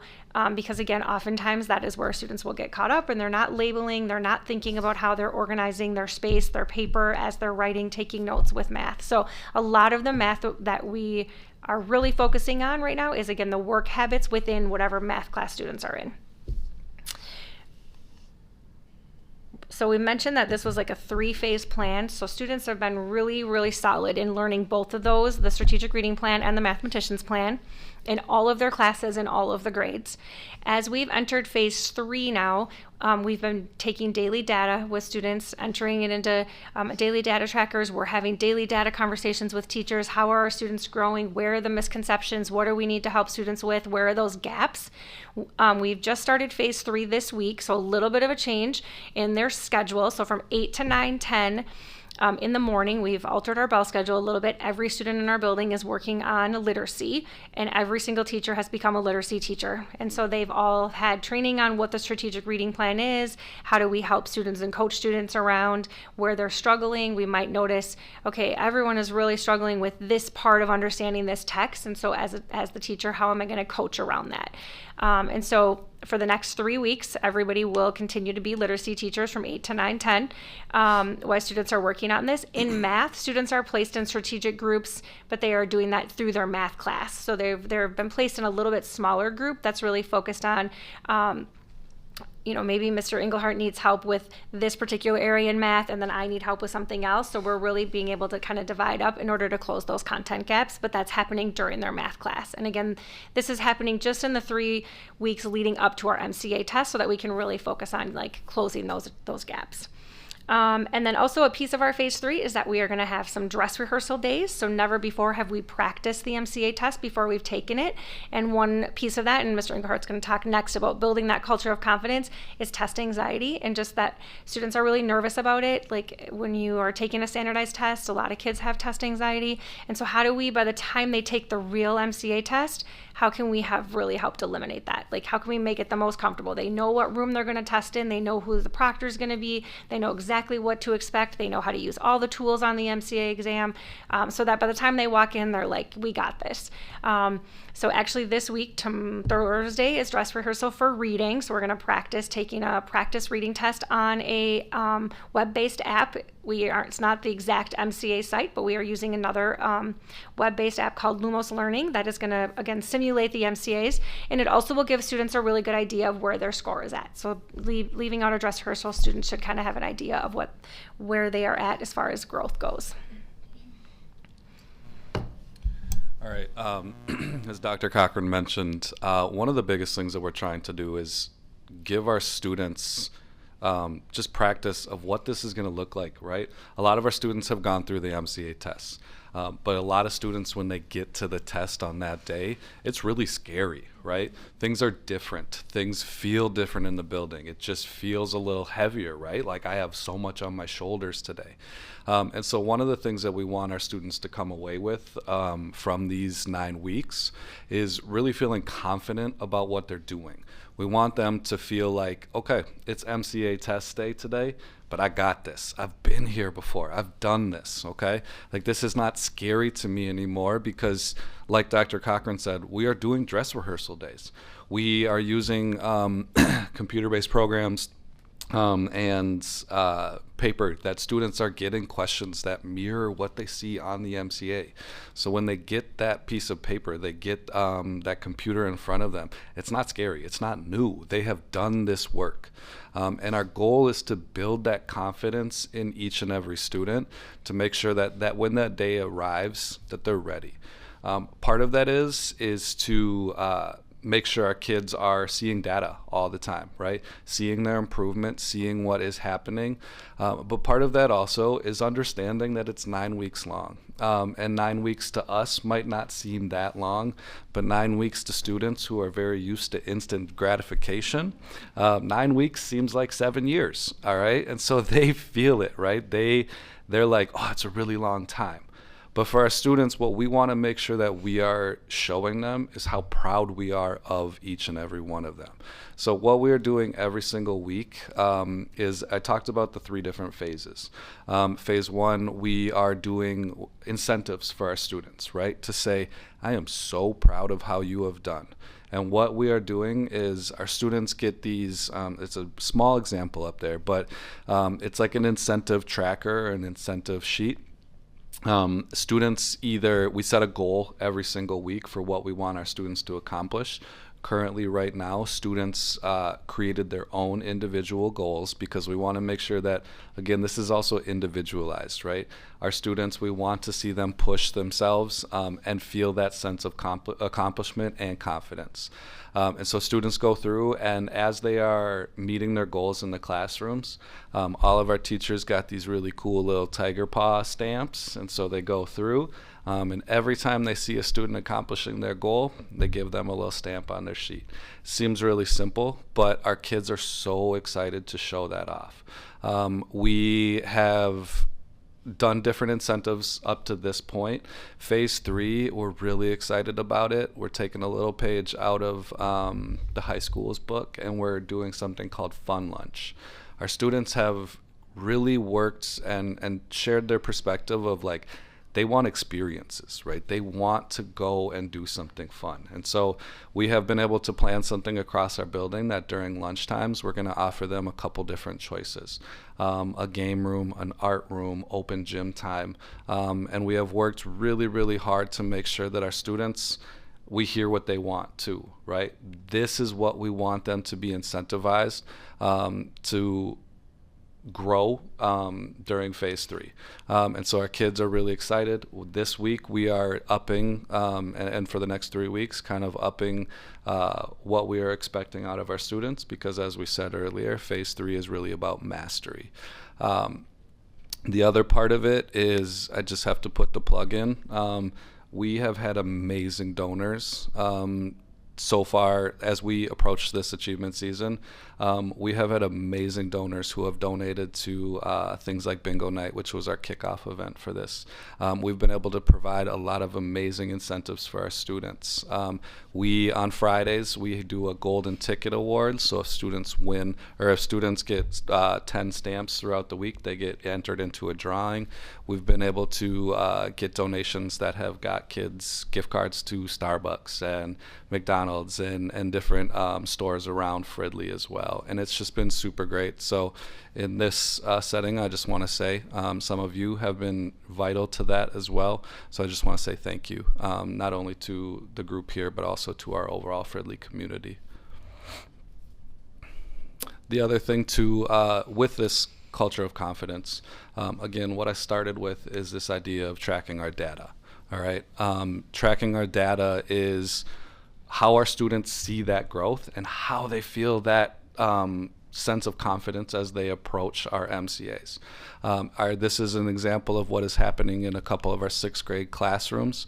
Like I said, students set their own individual goals, and as they accomplish it, they get to track their own data. There's something very powerful about looking at my own personal goal sheet and crossing something off. it resonates with students. It resonates that I have done something really great. And so we are putting this back on our students to say, be proud of yourself. Again, going back to that culture of confidence is a huge component of what we are trying to accomplish during these 9 weeks. All right, well, we'll just end with, we've got some key dates coming up, and we can't wait to come back and share with you our MCA results. We will be back with some really awesome results. But this week, Thursday, Friday, we are doing our reading dress rehearsals. And then the week before spring break, we are going to do our math dress rehearsals so that students have an opportunity to practice, see where their scores are at, again, really get comfortable with where they'll be testing. And then we know that our MCAs for both reading and math are coming up at the end of April. And if they are in 5th and 8th grade, they will take the science test immediately following that, the last week of April and then 1st of May.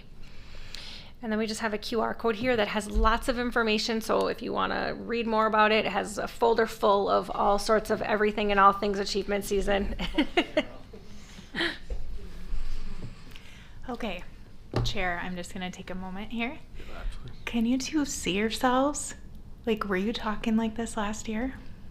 It's pretty great. I mean, this is phenomenal. It's pretty great. I'm going to go on camera and say I'm terrified that other districts are going to take you. I am so proud. You are grounding in academics, you are grounding in our core mission, and you are modeling it. Also, our high school is right there. Like, we want this too. Our elementaries are like, we want achievement season. Like right now, Brenda, we need it. We want it. Summarize, you know, the expansion of that. I am beyond proud of your transformative work. Chair. Thank you. Well said. You guys are killing it. We had conferences last week, and just a shout out to Miss Mulville. So she's Emmett's science teacher, but she's got him for math, and she did a fantastic job of explaining what that looks like. Right, he's not getting math, but he kind of is, right, not his normal math.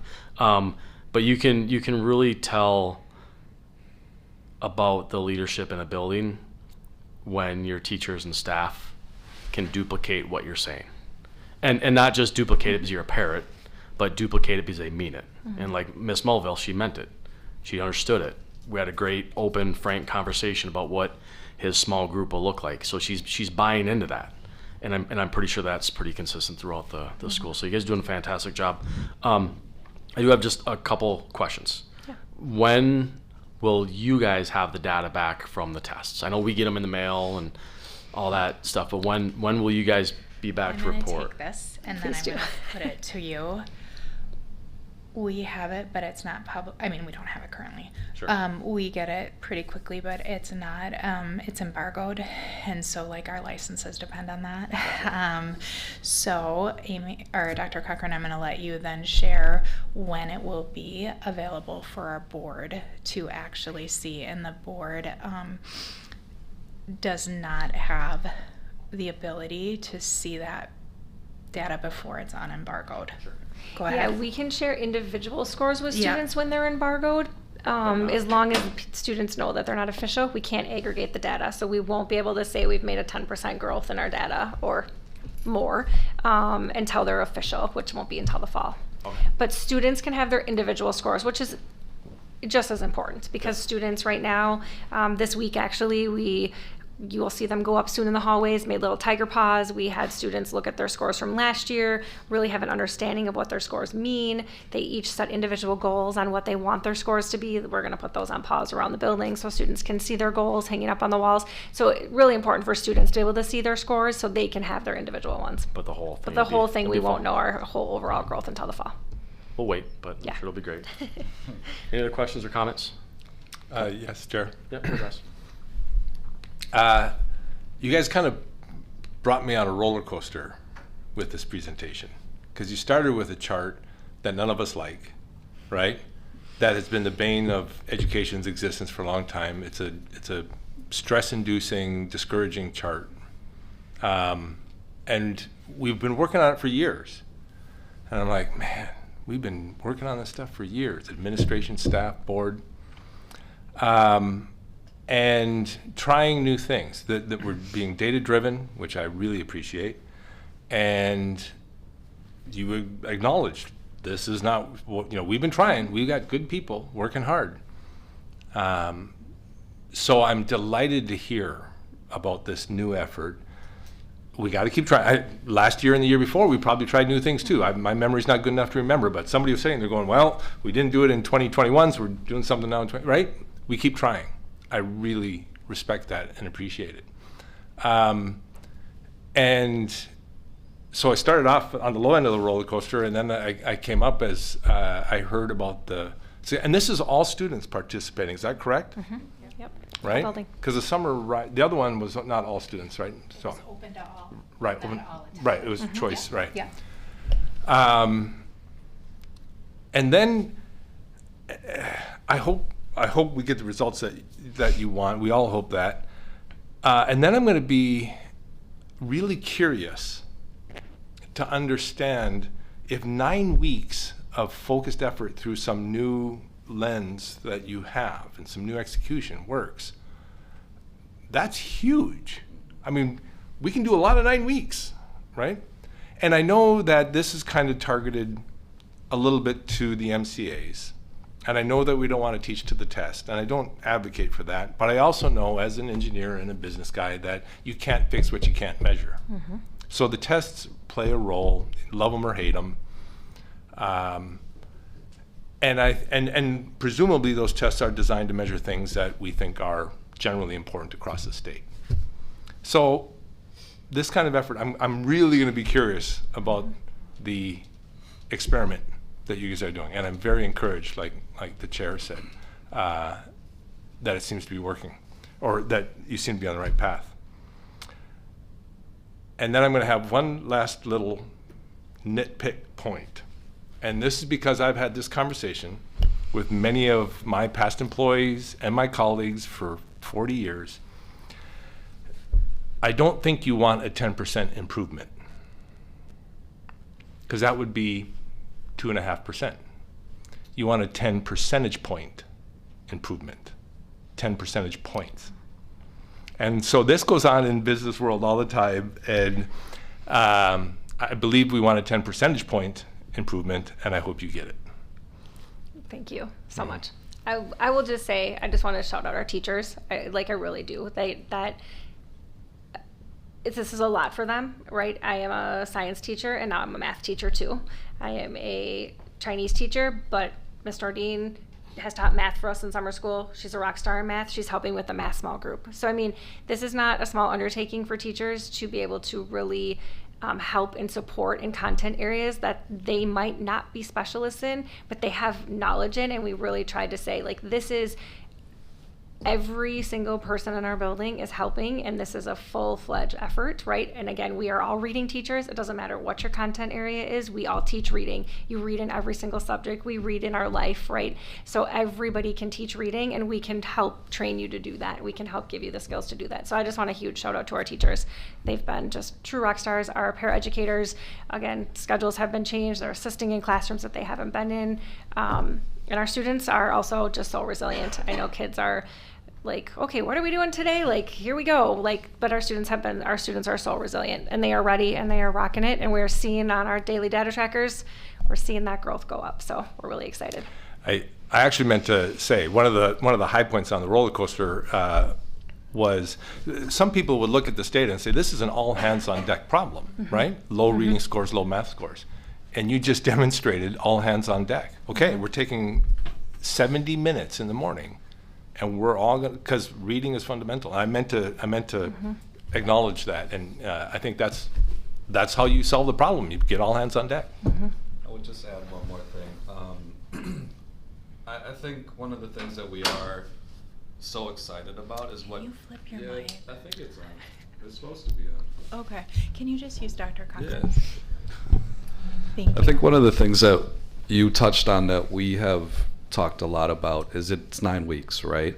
However, when we see our growth, it gives us such excitement going into next year to be able to say, we put this focused effort in 9 weeks. Think about coming into next year, having our teachers feel that sense of accomplishment, having our students feel that sense of accomplishment, and just what we can build upon that, right? To say we are trying something for 9 weeks and we see growth from it, we can come into next year being like, look what our kids are made of, right? Our kids can do anything that they put their mind to. And coming into next year after this, it is a lift, but also telling our teachers this was new, change is hard, but at the same time, look what you did, right? Celebrate yourselves as well, because again, this is an all hands on deck thing, and it's an all hands on deck thing with our students, our staff, and our community, like I referenced before. So we're just really excited to see where we go from here. Nice. Awesome.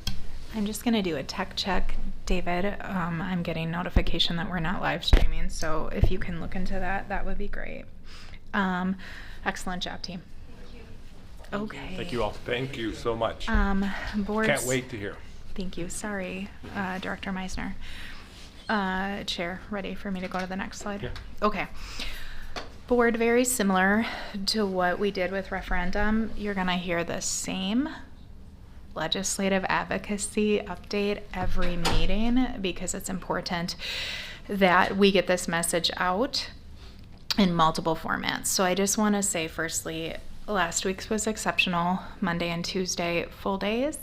Getting Fridley's voice and public K-12 in Minnesota voice, and I ordered that the way I did for a reason out there. I want to also acknowledge and state that we have fantastic representatives for the Fridley area. What I think is even better demonstration is we made our voices heard to lawmakers that don't want to hear our voice. And we locked in on that. We gave the facts and the data points. We approached it from a nonpartisan viewpoint. It is not in our control how they vote on bills. However, it is in our control that we clearly messaged. And I think we brought preparedness, advocacy, data, and we are actually not there on emotion. We're there on facts and numbers. So I want to start that way, and I'll actually end with a statement about that. So our legislative agenda, and I am so hopeful. Team, this isn't in the slide deck, but I'll just talk from it. You've all seen this more than once. I am very hopeful that I can pull these off as we go through. Maybe we'll have some bills make it through earlier rather than later, such as compensatory. So our first item is compensatory. Absent an adjustment bill or the governor's proposal or something like that, Fridley is slated to lose $1.2 million.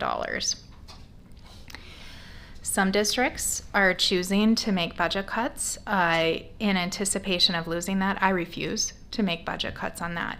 That is money that is a technical issue right now that we are entitled to get. And in fact, the formula, when our forms and our direct certification are counted correctly, we are actually, because of our increase in enrollment, slated to get $200,000 more than that $1.2 million in cut. I do not think it's wise for us to make cuts at this time. Also, if we demonstrate that we are able and willing to cut into bone marrow, not bone, we will never get that money back.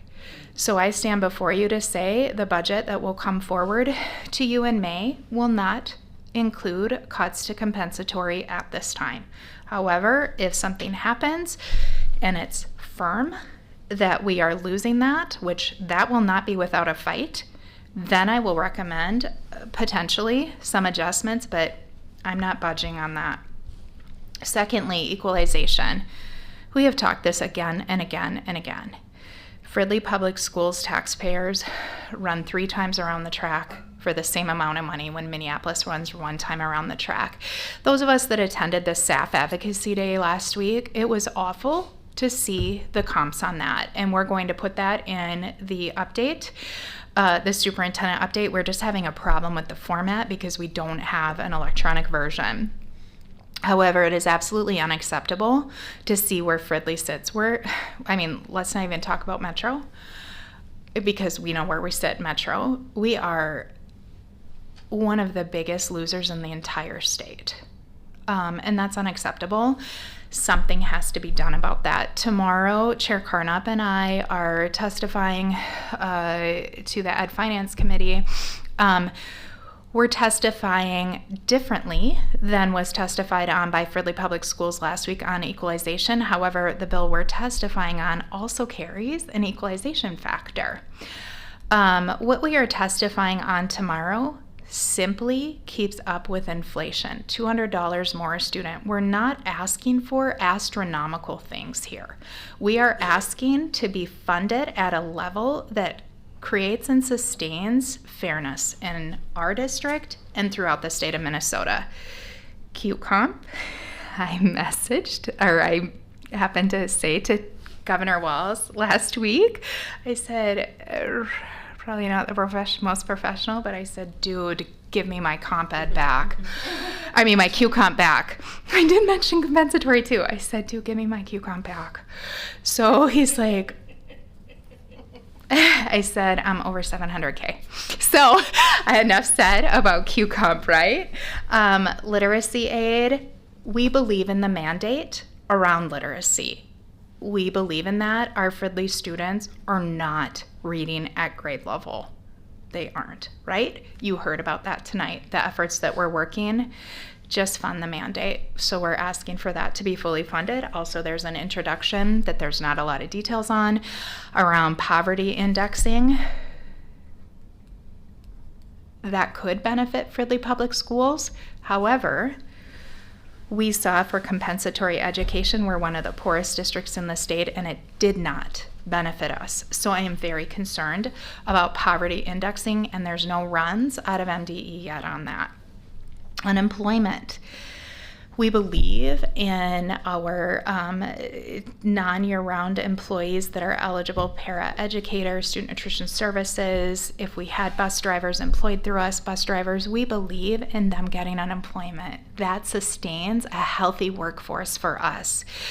Our funding for that ends after this summer. We also do not have the ability to levy for that under current law. And I would lobby that we should not levy for that because of our already problematic low tax base. We just need unemployment to be fully funded as it was meant to be. Formula allowance, we're asking for 3% each year formula enhancement. Special education transportation, there's a call for a 5% reduction in transportation.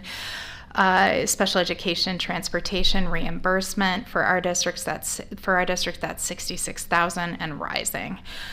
Special education cross subsidy, the federal government is supposed to fund us at 40%. By us, I mean all school districts in the nation. We're funded at 12% on that. State of Minnesota is trying to do their best. We still pick up about 20% of the cost of legally required and morally justified services. That's nearly $2.6 million. The one non-fiscal item is around school board elections, moving to solely even years. That impacts Fridley, so we are simply asking for boards to retain the ability to locally decide on their election. Before I open this up to board members to comment on the lobbying efforts, I have a statement that I'd like to read. I first want to thank the board for your steadfast advocacy on behalf of our students, staff, and families. Your commitment to ensuring that every child receives a high-quality education regardless of their background is what makes our district strong. In times when public education is under scrutiny and in some cases under attack, your leadership matters more than ever. As we heard in the governor's recent remarks at Fridley, the challenges facing public schools are not abstract. They are real. And the impact, they impact the daily lives of our students and educators. Here in Fridley, we serve a beautifully diverse student body, many of whom navigate economic and systematic barriers. We don't just teach our students, we provide critical supports, you heard this, academic, social, and emotional, to ensure every student has a pathway to success every single day. Our ability to meet these needs is directly tied to funding. State and federal dollars support everything from academic intervention to special ed services, career pathway programs, and professional development for our teachers. These resources are not excess. They are essential. Yet time and again, we see efforts to cut or undermine this support, placing the burden on local districts to do more with less. This is unacceptable. Our students deserve better, and we are doing more with less. Public education is not a partisan issue. It is a fundamental right. And while we will always seek solutions and adapt to challenges, we cannot remain silent when the future of our schools is at stake. We must continue to advocate for fair funding, for policies that uplift rather than restrict, and for the recognition that investing in our students is an investment in our collective future. I am proud of our board, our educators, and our Fridley community for standing firm in this belief. Together, we will ensure that every child who walks through our doors is met with opportunity, support, and the promise of a bright future. I will not be quiet, and I will ask you all to not be quiet. Chair, I try to follow that, my friend. So anyways, Dr. Lewis, thank you for your leadership, not only in Fridley, but to be quite frank, in the state of Minnesota. I do not see many superintendents putting the effort legislatively that you are doing in the state of Minnesota. So thank you for that leadership. Thanks for pushing us to get involved. And to my colleagues on the board, thank you for the work that we've already done. It's certainly not over, and look forward to pushing that agenda. So thank you. Thank you. Board, will open it up to anyone that participated or wants to weigh in on last week in our lobbying efforts. It was definitely time and energy well invested. It was even, having the conversation, answering questions, providing information, making it tangible, making it real about the students and the districts being affected.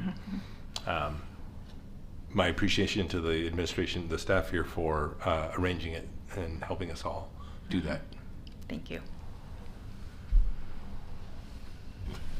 I appreciate the encouragement to not be quiet, since I'm typically so quiet about things. And I just appreciate the freedom that when I'm at the legislature and I'm testifying on other things, that I'm able to weave in schools, right? So like right now we're advocating that if data centers are coming to Minnesota, they should be taxed fairly. The fact that they're walking away with between $115 to $250 million a year without paying taxes, I'm able to then loop that in and talk about the reason we have to tax them is because the schools are struggling. One data center being taxed would cover the entire state funding that we're looking for. And so I just appreciate that freedom that while I'm doing my day job, I'm able to be like, hey, the environment also cares about schools. So I appreciate that. Anybody else?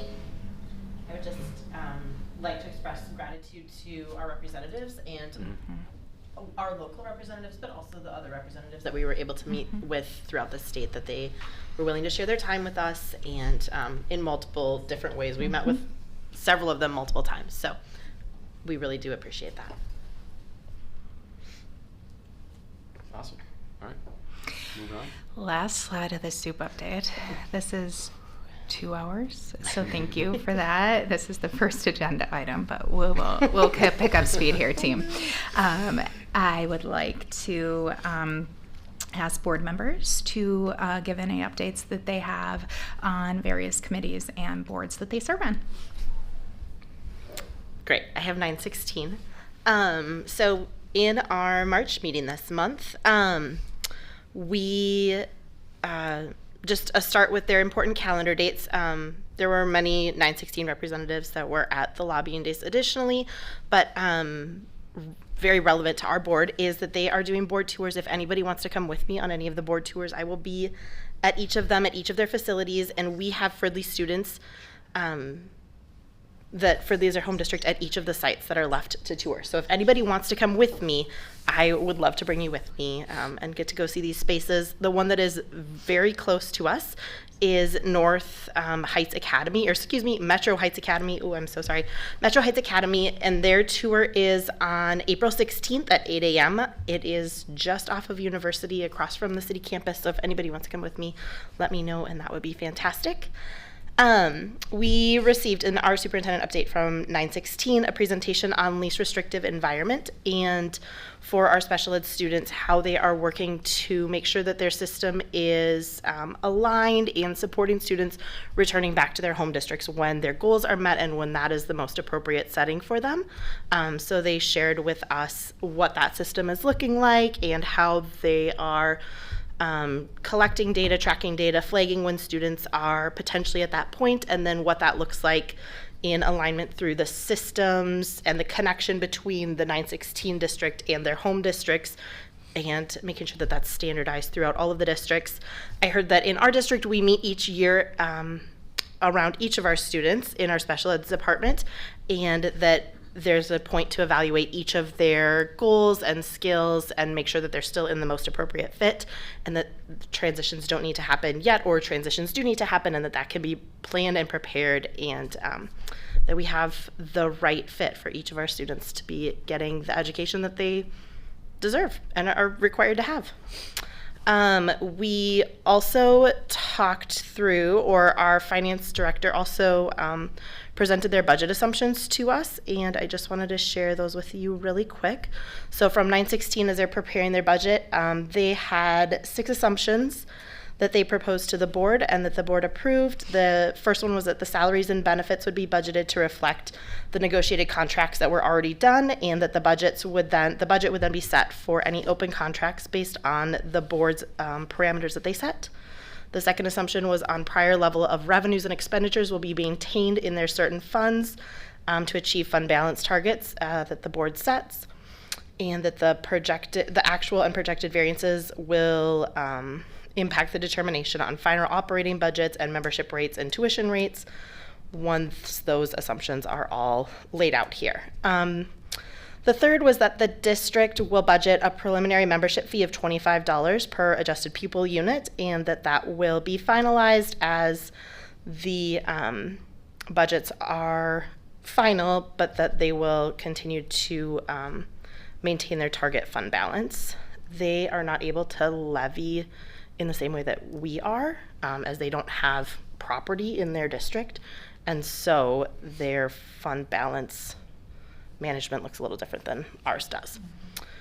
The fourth assumption is that districts will provide a set of career and tech ed programs on behalf of the member districts. Career and tech ed program costs will be calculated on an average slot basis and uniformly charged to member districts. The district will budget a preliminary slot fee of $21 for regular education students and $24 for special education students, and those will be based on maintaining their targeted fund balance as the budget is finalized. Fifth is that all special ed tuition rates will be calculated by MDE, the Department of Ed. The revenues will be projected to match the expenditures in special ed funds. And the last one is that the district 916 will establish a fee for non-member school districts to access their programs. The district will budget $25 per hour for non-member districts to be receiving their services. And that is my report from 916 this past month. Thanks, Sarah. Mm-hmm. We meet on Thursday. Okay. And I do not have a AMSD report. Sounds good. I am the superintendent rep for tomorrow night for Northwest Suburban. Is that no? Not me anymore. No. Who's Northwest Suburban? Ivana. I'm sorry. We meet. Do we meet? Thursday. Okay. Perfect. I will adjust that on my calendar. Thank you. So we will be there together virtually. The next item I'm done with my superintendent report. Chair Carnap, I jumped ahead here. Okay. So now we're on to business action items? Yep. Alrighty. So with that, looking at the agenda, I would entertain a motion to accept the Fridley Public Schools health insurance bids for 2025 through 26. I have a motion by Stark. Do I have a second? Second by Anna. All those in favor signify by saying aye. Aye. All those opposed? Motion passes. Next up, I would entertain a motion for the approval of the Fridley Middle School cooler replacement bid. So moved. Motion by Jones. Do I have a second? second by Anna. Again, all those in favor, please signify by saying aye. Aye. All those opposed? Motion passes. Next up, we have, I would entertain a motion for the second reading and adoption of policies specific to policies 522 and 524. Do I have a motion? So moved. Motion by Mr. Meisner. Do I have a second? Second. Second by Keeler. All those in favor, please signify by saying aye. Aye. All those opposed? Motion passes. Next up, I would entertain a motion for the approval of our student school board representative stipend in the amount of $750 per year. Do I have a motion? So moved. We'll go a motion by Jones. Do I have a second? Second. We'll go second by Keeler. All those in favor signify by saying aye. Aye. All those opposed? Awesome. Good work there. Mm-hmm. 100% well deserved. Next up on the business items, I have just a consent agenda. The chair would entertain a motion to approve the consent agenda, what discusses the meeting minutes of the February 18th meeting, new contracts, amendments, lane changes, leaves of absences, resignations, terminations, and our monthly financial reports. Do I have a motion? I have a motion by Stark. Do I have a second? Second by Anna. All those in favor signify by saying aye. Aye. All those opposed? Motion passes. And next up, we've got our important dates that have been slightly amended. We have the Fridley Middle School musical, which will be featuring High School Musical Junior, March 20th through the 21st at 7 p.m. and March 22nd at 2 p.m. at the District Auditorium. There will be no school on March 28th for evaluation and planning. And then, of course, we have no school for spring break, March 31st through April 4th. On April 7th at Hayes, we have the Hayes Better Together family meeting at 5 o'clock, obviously at the Hayes Elementary School. On April 10th at 7 o'clock at the District Auditorium, we have the Fridley High School Spring Concert with all Fridley High School bands and choirs. Our Fridley free family movie night, movie Flow, will be on April 11th at 7 o'clock at the District Auditorium. And we have an American Indian powwow scheduled for April 2nd from 1 to 3 o'clock at Champlain Park High School Fieldhouse. And our next board meeting will be on April 15th here at the Fridley Community Center, work session at 5:30, public comment at 7, and a business meeting at 7:30. And I'd also note that Dr. Lewis will be having a discussion at this Fridley City Council meeting coming up here on March 24th, and I believe the comments will be at 7 o'clock, so looking forward to that. With that, unless I missed any dates, no, I would entertain a motion to adjourn. So moved. Motion by Stark. Do I have a second? Second. All those in favor signify by saying aye. Aye. Opposed? And the marathon ends at 9:26. Thank you, everybody.